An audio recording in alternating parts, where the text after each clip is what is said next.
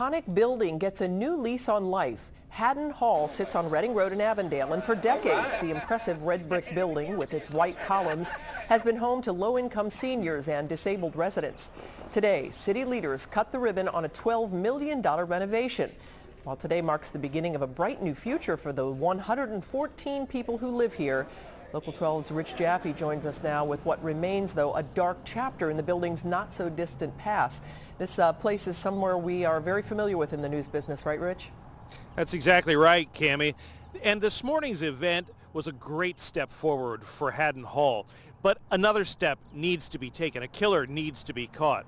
I've been here before. In March of 2008, I was reporting on a bloody, brutal stabbing right across the street at Haddon Hall that claimed the lives of two people. Reverend Michael Howard's been around this community for a long time. His cousin Butch has lived at Haddon Hall for about 2 years.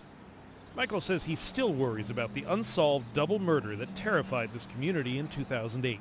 It creates a culture of fear. However unarticulated or enunciated to other people that live here and have relatives who live, they never forget that. A couple days after they were last seen alive in March 2008, police found the bodies of 80-year-old James Gaffenreid and 34-year-old Takesha Maupin in apartment 329. They had been stabbed and slashed. Maupin was severely disabled. A lot of things have changed here since then.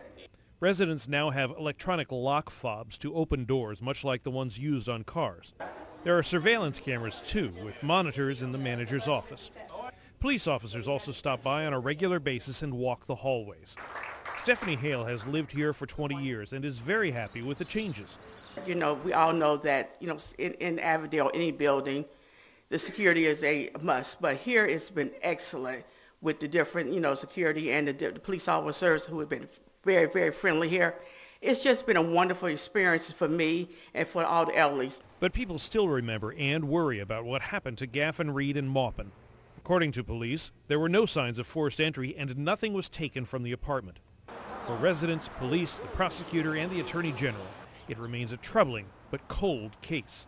HUD years ago had a policy where they didn't mix elderly with young people. And we started having problems with the drug addictions and the drug violence connected when they put them in with senior citizens and elderly. That's asinine. That's a recipe for disaster. Now, right after those murders in 2008, as you might imagine, a lot of the residents of Haddon Hall moved out.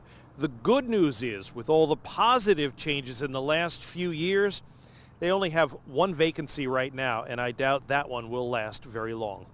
In Avondale, Rich Jaffe, Local 12 News. Cammie? And Rich, did police ever have a good suspect in those murders 6 years ago? They thought for a while that they might have a suspect in that. They were talking to Maupin's boyfriend, but it turned out that he had an alibi and was working at the time of the murders. So from that point forward, it has become a very cold, very troubling case, and one that a lot of people would like to see solved.